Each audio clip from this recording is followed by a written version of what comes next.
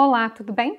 Mês de março a gente celebra o Mês das Mulheres e também o nascimento de Carolina Maria de Jesus, uma mulher negra, favelada, que escreveu este livro, Quarto de Despejo. E uma coisa tem relação direta com a outra, porque Carolina Maria de Jesus diz sobre o que é ser mulher, mulher pobre no Brasil, quiçá no mundo. É um livro diário, um livro denúncia, mas não por isso tenha menos força literária. Essa escrita, que me lembra muito assim uma escrita do próprio Nietzsche, porque ela é cheia de aforismos, ela é cheia de verdade, de uma crueza, é assim, é verdade nua e crua. Por sinal, o efeito dessa leitura é um efeito muito visceral, sério, ele mexe com as nossas entranhas.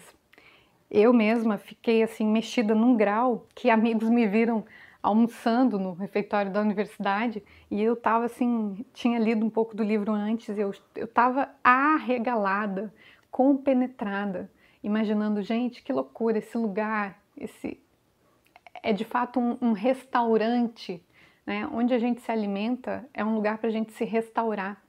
E por quê? Porque Carolina relata muito da fome aqui. Quem foi Carolina Maria de Jesus?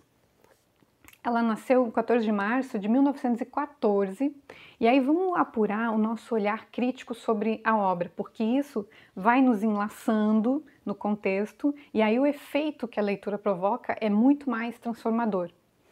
Ela nasce em 1914, note que é muito pertinho de 1888, ano do fim da escravidão no Brasil. Então, a mãe de Carolina é uma negra liberta, e elas estão lá no interior de Minas Gerais, o epicentro da escravidão. Em que condição? Na condição de escravo recém-liberto, que não tem nenhum caminho possível para existir decentemente. Então, a condição do sujeito, ela perpassa a condição social do país. O que aconteceu com a economia do Brasil quando a escravidão foi abolida? Não houve uma política de inserção dessa mão de obra no desenvolvimento do país. O que aconteceu foi que a economia rural evoluiu para um latifúndio, para a mecanização do serviço rural. Então, esses escravos que estavam habituados a trabalhar em fazenda e passaram a trabalhar em troca de comida, em troca de poder subsistir, começaram a promover um êxodo. Eles não promoveram nada, né? Sofreram o êxodo rural. Em dado momento da história delas, uma patroa resolve pegar a Carolina, ajudar, né? Essa ajudinha que a gente vê lá em Cruz e Souza, que a gente vê em Lima Barreto. Sempre um branco bom e bondoso resolve dar uma ajuda. Nunca a gente sabe qual é o preço que cobrou. Normalmente os pais estão subordinados, trabalhando em condições curiosas, né? Então, que bom que existiu, é interessante, mas vamos combinar que não é a melhor coisa, né? Mais ou menos em 1930 é que tem registro de que Carolina Maria de Jesus e a mãe vão para São Paulo trabalhar de quê? De domésticas. Carolina tem umas passagens em que ela relata o quanto a mãe temia essa subjugação ao branco, a ponto assim de quando ela estava na frente de um branco, seja ele senhor de fazenda ou a dona da casa em que elas eram domésticas, a mãe suava. Então ela tem essa memória de que é terrível você estar sujeitado, mas não que ela tenha tido muita opção além dessa, tá? Acontece que em dado momento a mãe falece, Carolina Maria de Jesus engravida, perde emprego e vai morar na rua. Aí na rua há o quê? Um processo de gentrificação, ou seja, a prefeitura, o governo, querendo se livrar dos pobres, manda recolher em caminhão essas pessoas e simplesmente descarrega na margem do rio Tietê. Então ali se forma a primeira favela de São Paulo, chamada Canindé, que depois sofreu outra gentrificação quando quiseram construir a Marginal Tietê. De novo, esses favelados, como se não fosse gente como a gente, foram recolhidos e levados para outro lugar. Carolina chega grávida nessa favela e é nessas condições que ela vai ter a primeira criança. Isso diz já sobre alguns privilégios e desafios Porque para você ter uma criança, e no caso de Carolina, que ao longo da jornada teve 3, o que é um número bem pequeno para quem estava nas condições dela, é necessário alguma condição social para ter criança, algum suporte. Então é necessário ter creche, é necessário que você consiga botar na escola para que você tenha tempo para então produzir renda para alimentar essas crianças. Quando, na condição de Carolina, você não tem esse suporte, ela é obrigada a ficar com as crianças e produzir a renda junto com elas, porque não dá para ela assumir um emprego de empregada doméstica a partir daí sem ter com quem deixar a criança. É também nessa favela que começam os primeiros registros dos diários de Carolina que vão se tornar este livro. O impressionante é que esse livro registra um lirismo presente na vida de Carolina. Ela tem um olhar poético, ela tem um desejo muito humano de abstração. Isso todos nós temos essa capacidade, mas quando a gente está vivendo assim, situações muito desafiadoras, esse é um recurso muito importante, que é o de abstrair, é o de se deslocar e conseguir enxergar com outros filtros aquela realidade. Essa abstração e esse lirismo vão aparecer o tempo todo na escrita de Carolina Maria de Jesus, que sofreu um ajuste ou outro do editor. O editor aqui ele foi como um diretor de cinema.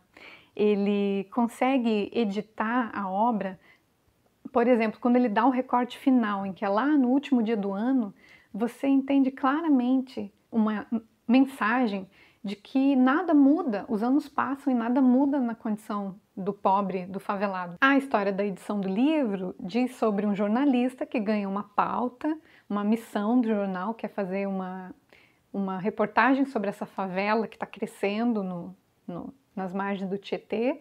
Ele chega na favela do Canindé e uma das primeiras pessoas que ele conhece é a Carolina Maria de Jesus, que está lá ávida para que alguém veja os escritos dela. É um encontro da fome com a vontade de comer. Mas até então, dentro do livro, você é lançado para uma experiência que pouca gente vai viver, pouca gente que está vendo esse vídeo vai viver a experiência que Carolina Maria de Jesus viveu, que é um duelo constante, diário, cotidiano, com a fome. Em dado momento, né, não houve mais ela se sujeitar ao trabalho, mas ela se sujeita à fome. E é basicamente a isso que a gente se sujeita. Me fez refletir de que assim, a fome parece uma deusa mitológica, a quem a gente tem que beijar os pés todos os dias. A gente sai por aí vivendo as nossas humanidades e de repente a fome bate, você volta, você tem que reverenciar, você tem que parar o seu momento, você tem que parar a sua vida e atender a fome. Ela tem muita sensibilidade com o ser social que ela é, percebe a ineficiência de algumas ações pontuais, tá? Por exemplo, tem uma passagem em que vem uma galera da saúde na favela fazer um alerta de que não é para usar a água do rio, não é para lavar a roupa no rio, porque tem os caramujos que estão, né, transferindo doença e tal. E aí ela diz, e daí?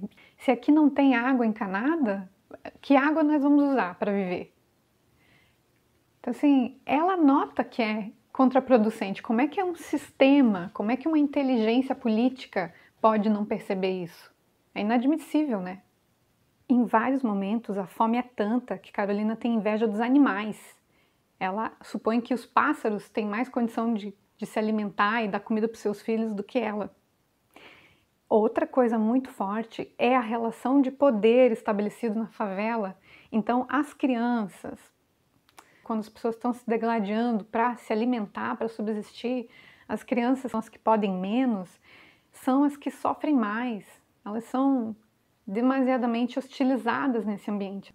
Criança demanda condição humana e isso é muito difícil de alcançar quando você não tem suporte social. Então, aqui a gente pode fazer um link com Microfísica do Poder, do Foucault, e essa é uma conversa que a gente vai ter no podcast aqui do projeto. A gente vai, no podcast do Dito Efeito Literário, discutir relações de poder, discutir a fome e, especialmente, a quem interessa manter a fome no Brasil.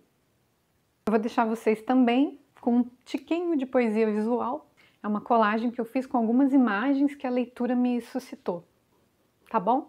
Conta pra mim se você gostou, não esquece de se inscrever no canal, de dar um like, porque isso contribui para a manutenção do projeto, tá bom? Deitei o João e a Vera e fui procurar o José Carlos. Tomei o bonde e fui. Eu não sentia frio, parece que meu sangue estava a 40 graus.